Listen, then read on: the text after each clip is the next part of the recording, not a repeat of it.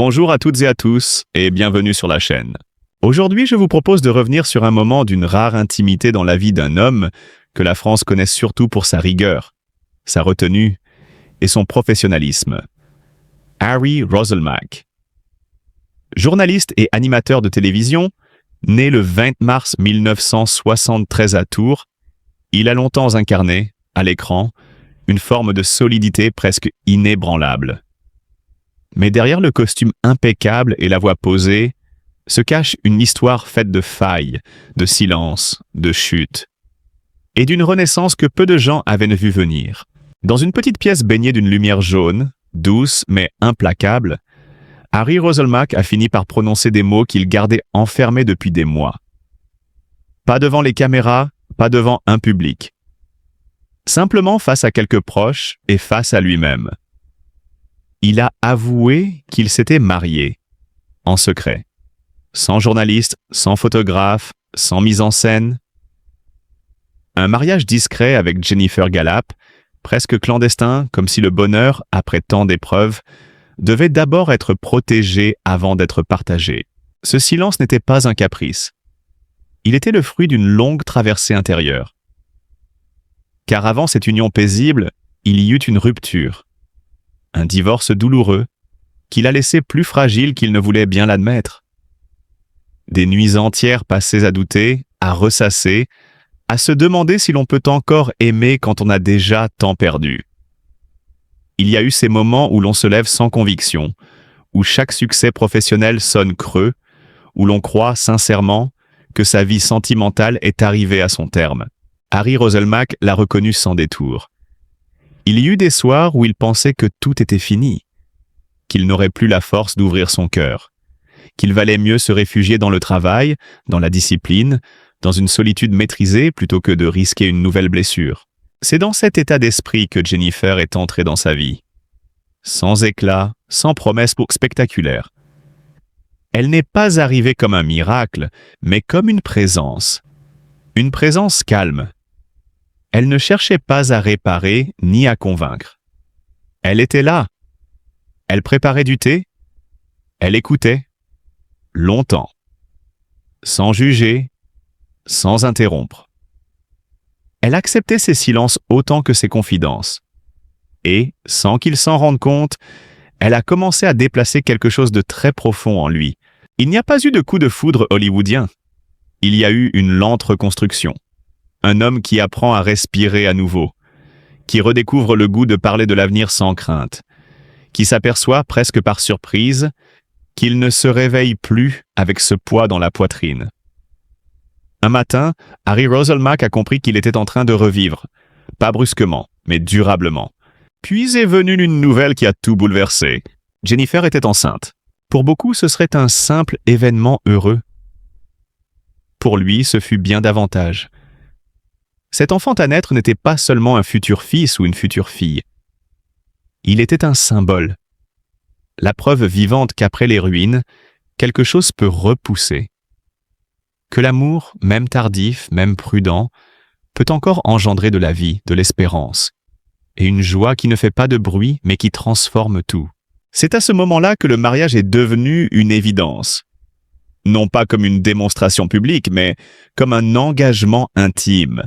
Ils se sont unis loin des projecteurs, sans faste, sans annonce officielle, deux adultes marqués par leurs histoires respectives, décidant simplement de croire encore en la douceur. Ce choix du secret dit beaucoup de l'homme qu'est Harry Roselmack aujourd'hui. Un homme qui a compris que certaines victoires ne se partagent pas immédiatement, qu'il faut parfois protéger ce que l'on a reconstruit de ses propres mains. Un homme qui ne nie ni ses failles ni ses erreurs, mais qui les intègre à son parcours sans amertume, car c'est là, sans doute, la grandeur la plus discrète de son histoire. Harry Roselmack ne se présente pas comme un héros romantique. Il ne maquille pas ses échecs. Il ne cherche pas à embellir ses blessures. Il raconte simplement qu'un homme peut tomber, croire que tout est fini, et pourtant se relever. Qu'il peut aimer de nouveau, non pas avec l'ardeur naïve de la jeunesse, mais avec une lucidité plus tendre, plus solide. Aujourd'hui, à travers ce mariage et cette paternité qui s'annonce, il offre un message rare dans le monde des célébrités. celui d'une renaissance silencieuse. Une renaissance qui ne se mesure ni en couverture de magazine, ni en déclarations spectaculaires, mais en gestes quotidiens, en confiance retrouvée, en paix intérieure. Et peut-être est-ce là, finalement, la plus belle leçon de son parcours, que la fin n'est jamais définitive, que les blessures ne condamnent pas, et que même après les nuits les plus longues, il est encore possible de recommencer, avec plus de douceur, avec plus de courage, et parfois avec un bonheur plus profond que tout ce que l'on avait connu auparavant. Dans la vie publique de Harry Roselmack, tout semble maîtrisé, cadré, presque inébranlable. Le présentateur vedette, figure de sérieux et de rigueur, a longtemps donné l'image d'un homme debout, solide, imperméable aux tempêtes intimes. Et pourtant, derrière la voix calme des journaux télévisés, il y a eu un homme profondément fissuré. Un homme qui, un jour, a cessé de croire à la promesse du mariage. Non par cynisme, mais par fatigue morale, par accumulation de blessures invisibles. Pendant des années, Harry Roselmack a porté en lui cette méfiance silencieuse. L'échec conjugal ne l'avait pas seulement séparé d'une femme, il l'avait éloigné de lui-même. Il ne s'agissait pas d'un scandale tapageur, ni d'une trahison spectaculaire, mais d'une lente usure, celle qui détruit la confiance sans faire de bruit.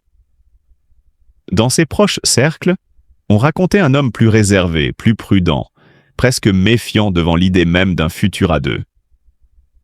Il continuait à interroger le monde à la télévision, mais il n'osait plus interroger son propre cœur. C'est alors qu'une femme est entrée dans sa vie.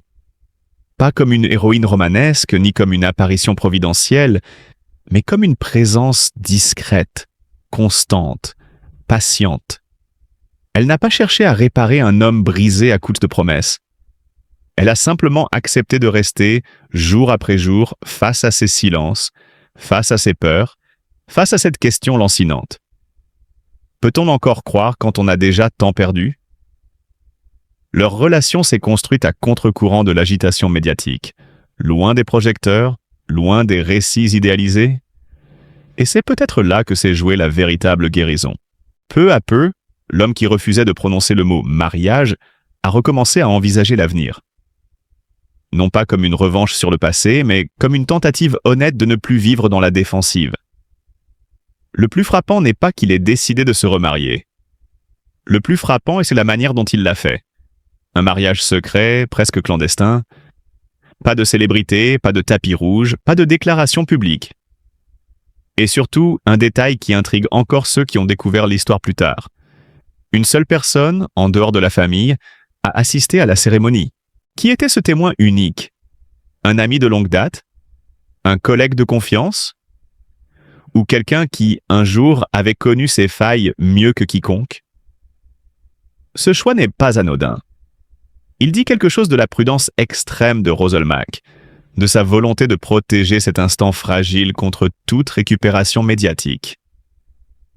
Comme si, après avoir tant exposé sa vie publique, il voulait, pour une fois, garder l'essentiel à l'abri des regards. Mais le véritable tournant de cette histoire n'a pas eu lieu à la mairie, ni dans une église discrète. Il s'est produit dans une salle d'examen lors d'une consultation prénatale. Face à l'écran où apparaissait la silhouette tremblante d'un enfant à naître, Harry Roselmack aurait murmuré une phrase, presque inaudible, mais décisive. Un engagement intérieur, plus fort que tous les contrats civils. Il aurait promis à cet enfant de ne plus jamais fuir, de ne plus laisser la peur dicter ses choix, de construire une vie où l'absence ne serait plus la règle, mais l'exception. Ce moment, rapporté par des proches, marque un avant et un après. À partir de là, ses priorités ont changé. Moins de compromissions, moins de sacrifices inutiles, plus de temps pour l'essentiel. L'homme public n'a pas disparu, mais l'homme privé a enfin repris sa place. Et ce qui frappe, rétrospectivement, ce n'est pas la réussite professionnelle déjà acquise depuis longtemps, mais cette lente reconquête de soi, cette manière d'accepter que la fragilité n'est pas une faiblesse, mais une condition pour aimer à nouveau. Ah, dans cette trajectoire, il n'y a ni miracle ni conte de fées. Il y a un homme qui a douté, un homme qui a reculé, un homme qui a cru ne plus jamais être capable de s'engager. Et puis il y a eu une rencontre, une patience, un enfant à venir, et cette décision intime de ne plus laisser le passé gouverner l'avenir. Alors, en refermant cette histoire, une question demeure simple en apparence, mais vertigineuse dans ce qu'elle révèle de chacun de nous. Si vous aviez été aussi brisé que Harry Rosselmack, auriez-vous encore trouvé le courage d'aimer une fois de plus?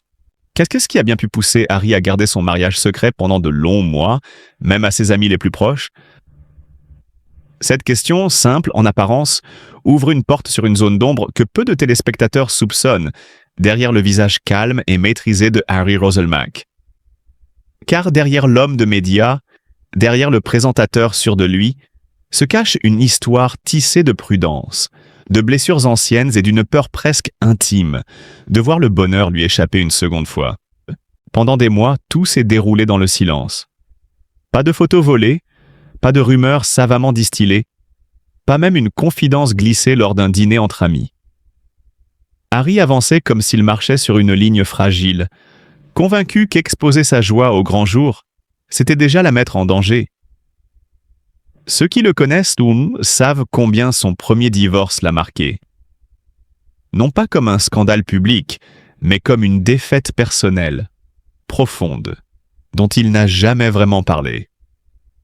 Depuis, chaque promesse d'avenir portait en elle le souvenir d'un passé qui s'est brisé. Et puis, il y a eu ce moment, à quelques semaines seulement du mariage, que peu de gens connaissent. Une dispute, la plus grave de leur histoire. Une de ces nuits où les mots dépassent la pensée, où l'on ouvre des plaies que l'on croyait refermées. Harry, submergé par ses doutes, aurait alors prononcé une phrase qui glaça l'air de la pièce. Il pensait tout arrêter, non pas par manque d'amour, mais par peur de revivre l'échec, par crainte de faire souffrir encore, de se tromper encore. C'est là que Jennifer a prononcé cette phrase, simple, presque banale mais décisive. On ne se protège pas du malheur en fuyant le bonheur. Cette nuit-là, selon leurs proches, quelque chose a basculé. Harry n'a pas répondu tout de suite. Il était resté longtemps silencieux, comme s'il mesurait enfin le prix de sa prudence excessive. Ce n'était plus seulement son passé qu'il devait affronter, mais sa propre tendance à se cacher derrière lui. Quelques semaines plus tard, il lui a écrit une lettre. Une lettre qu'il n'a jamais rendue publique, et dont seuls quelques fragments ont été évoqués par des intimes. Il l'aurait rédigée dans la nuit la plus sombre, celle où il doutait encore de sa capacité à aimer sans se protéger.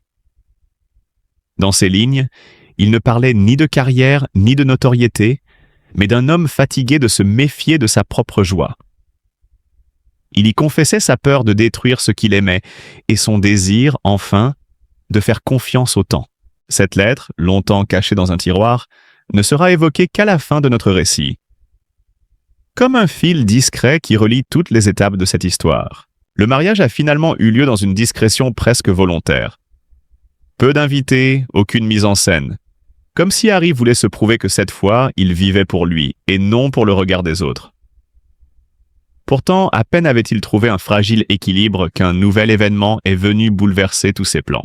Car l'enfant est arrivé au moment où personne ne l'attendait. Au même instant, ou presque, Harry envisageait de quitter les écrans. Fatigué par des années d'exposition, tenté par une vie plus retirée, il parlait déjà de s'éloigner des plateaux, de s'installer loin du tumulte médiatique. C'est alors que Jennifer lui annonce sa grossesse. Une nouvelle qui, loin de le rassurer immédiatement, l'a plongé dans une inquiétude silencieuse. Comment concilier cette paternité tardive avec un besoin grandissant de disparaître? Comment offrir à cet enfant une stabilité que lui-même doutait parfois de posséder? Les semaines qui ont suivi ont été marquées par une forme de retrait. Harry a réduit ses apparitions, choisi ses mots avec plus de soin encore. Ceux qui l'observaient parlaient d'un homme plus grave, plus intérieur. En réalité, il apprenait à renoncer à une part de contrôle, à accepter que la vie n'obéisse pas à ses calendriers. Et puis, un soir, bien après la naissance de l'enfant, il a ressorti cette fameuse lettre. Il l'a relue, lentement. Et il a compris que ce texte n'était pas seulement destiné à Jennifer, mais à lui-même, qu'il s'agissait d'une promesse, celle de ne plus fuir quand le bonheur se présente, même s'il fait peur. Aujourd'hui encore, Harry Roselmack reste discret sur ses épisodes. Non par stratégie, mais par pudeur.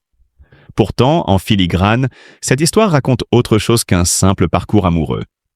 Elle révèle un homme qui a dû apprendre, tardivement, que le courage ne consiste pas à se protéger, mais à accepter d'être vulnérable. Et peut-être est-ce là, finalement, le vrai secret qu'il a longtemps tenté d'enfouir.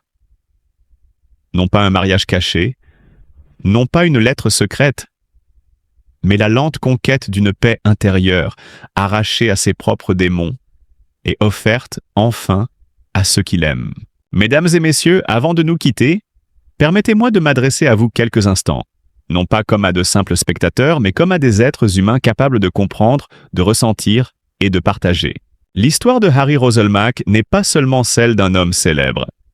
C'est avant tout celle d'un homme qui a connu la chute, le doute, la solitude, et qui a trouvé la force de se relever sans bruit, sans mise en scène, sans se plaindre. Dans un monde où tout va trop vite, où l'on juge avant de comprendre, son parcours nous rappelle une vérité essentielle. Derrière chaque visage public se cache une vie intérieure, souvent bien plus fragile qu'on ne l'imagine. Si cette histoire vous a touché, si elle vous a rappelé vos propres combats, vos propres renaissances, alors je vous invite à faire un geste simple mais profondément humain. Partagez cette vidéo. Offrez-la à quelqu'un qui doute, à quelqu'un qui traverse une période difficile, à quelqu'un qui a besoin de croire qu'un nouveau départ est encore possible. Votre like n'est pas qu'un clic, c'est un signe de soutien. Votre partage n'est pas qu'un bouton, c'est une main tendue. Et si vous pensez que ces récits, racontés avec respect, nuance et sincérité, ont leur place sur YouTube, alors abonnez-vous à la chaîne. En vous abonnant, vous permettez à ces histoires d'exister, de continuer, de toucher encore plus de personnes. Ensemble, faisons vivre une autre manière de parler des célébrités. Plus humaine, plus juste, plus bienveillante.